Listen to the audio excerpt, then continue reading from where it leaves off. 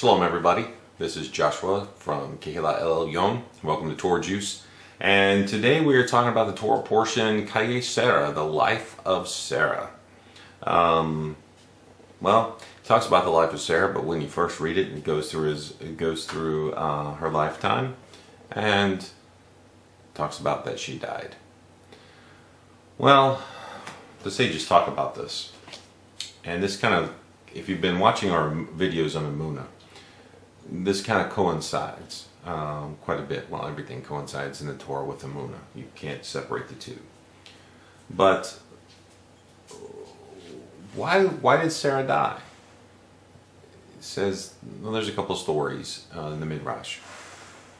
One is that the Satan came and told her that Abraham was going to sacrifice Yitzhak, and that caused her deep grief, and she passed away. And it says, this is such with the righteous, that Abraham returns from Mount Moriah, okay, with all the blessings, extra blessings from Hashem, because of his willingness to sacrifice his son in obedience to Hashem. And he finds his wife dead. Coming from such a great high and joy to such a terrible low, his wife, his helpmate, had died. And Rashi said, such is the lot of the righteous, that Hashem says that the life of the patriarch Yaakov, when the righteous aspire to live in happiness, God says, are they not satisfied with this world? Are they not satisfied with this world? Are they not satisfied with the world to come and what it has in store for them? Must they be satisfied in this world too? So it's not at all surprising to see people who are righteous go from one trouble to the next, or one trial to the next. And you say, well, nobody's righteous. Nobody. Well, no, everybody has a level of righteousness that they can achieve. Hashem makes sure that and gives us that. The Torah talks about the righteousness of people. I'm not saying righteousness does not equal perfection. Okay, nobody's perfect, but there is a righteousness. Each one of us, depending on our level and our relationship with Hashem, has a level of righteousness that we can meet. Okay, so we see Avraham Avinu, our father Abraham. We see him in his life go through 10 trials. 10 trials, and you say, well, wait, Josh, well, this is about the life of Sarah. That's right, it is about the life of Sarah. Because Abraham was connected and the two become one flesh, and we see what happens here, the death of Sarah. And this we talk about, he buys the cave, and he gets the cave from Ephron, the Machpelah cave, which is still there today, and that's where the patriarchs are buried. And he was going to be given the cave, but he said no way, he paid for it. But anyway, I want to talk about this in conjunction with Emunah. And I'll probably add this into our Emunah series as well. 10 trials. 10 trials that Abraham Avinu went through. Now, Rashi and the Rambam list 10 different trials. Some are the same, some are different. Rambam says that the first one was to leave the land and leave his family and go to Canaan. The second was the famine when he got to Canaan. The third was the injustice in Egypt concerning Sarah. The fourth was the war between the 4 kings and the 5 kings. The fifth was the marriage to Hagar. The sixth was circumcision. The seventh, Abimelech. The eighth was sending Hagar away. The ninth was sending Ishmael away. And the 10th was the Akedah, or the binding of Isaac. Now Rashi says the first one was Nimrod trying to kill him. And the second was when Nimrod threw him into the fiery furnace. And the third one was to leave the land. And then the fourth one was famine in the land. And then the fifth one, Sarah was kidnapped. And then the sixth one was Lot was captured. And then the seventh was, he was told that his offspring would suffer by 4 kingdoms. And the eighth was circumcision. And the ninth was sending Ishmael and Hagar away. See, he joined those two together. And the 10th one was the binding of Isaac.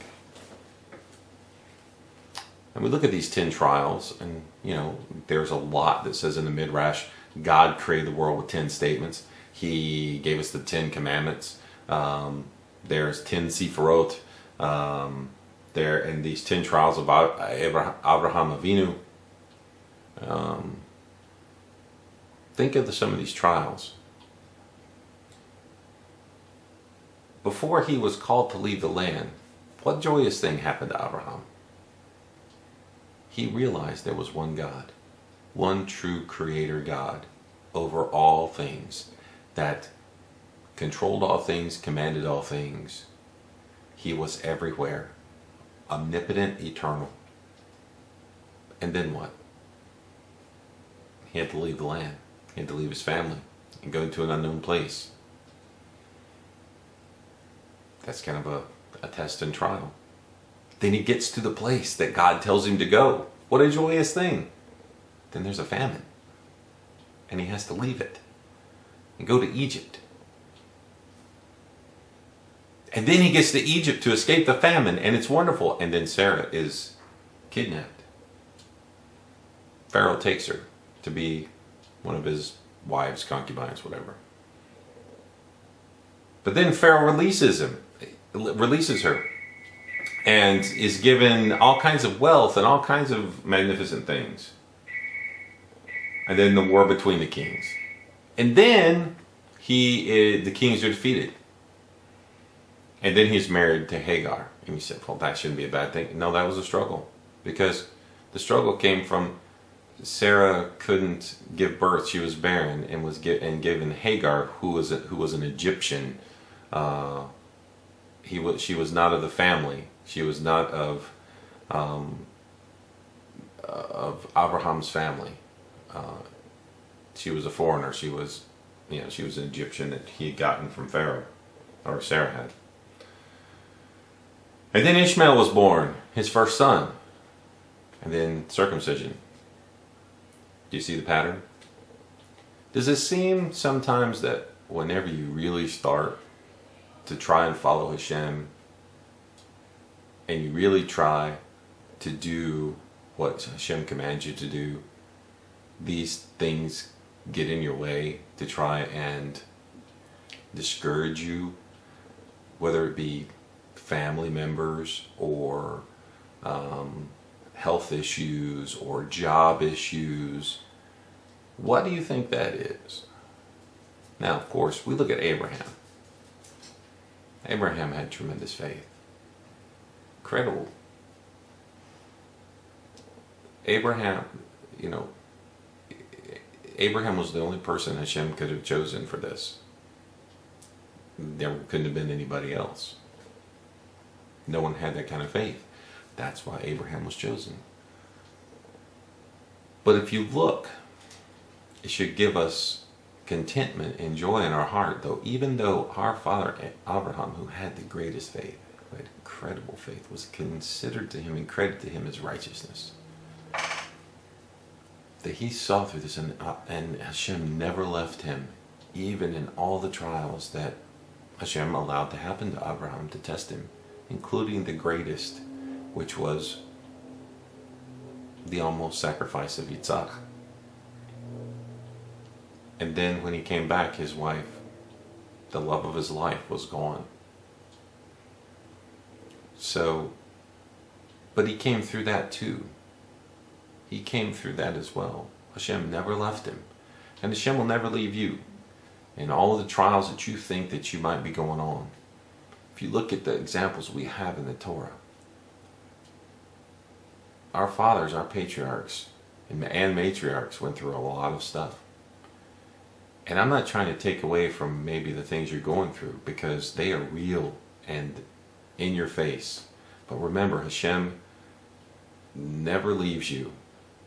And this strengthens your emunah. And just like Abraham, and if it's true that the righteous are going to go from one trial to the other to purify ourselves, because Hashem wants our reward to be in the world to come, the Olam Haba, the reward there must be tremendously better than here. And remember, we're just here for a short period of time. We are a spiritual being having a physical experience. because the rest of the time of eternity will be spent as a spiritual being. We've already spent the most of our life since creation as a spiritual being, because all of our souls were created on the 6th day. So we have spent the majority of time since creation as a spiritual being. We come to earth for a short period of time, considering from creation and then after in the world to come. A blip on the map. But I know it seems sometimes in this physical experience that it seems like it's forever, because the limitations are there, and because of the sin, and because of everything that we do to make it harder, instead of fully serving Hashem and doing what we're supposed to do. Sarah was a honorable and wonderful Torah observant woman, and an incredible helpmate to Abraham, and a wonderful our mother Sarah, who should always be given the honor, and we should follow, young ladies and women should follow her example at all times. And for us gentlemen, us men, remember that when Hashem said to Abraham, and Abraham was mad because Sarah sent Hagar away, he said, listen to Sarah in everything that she tells you. So that gives us a hint that maybe we should listen to our wives more. Okay?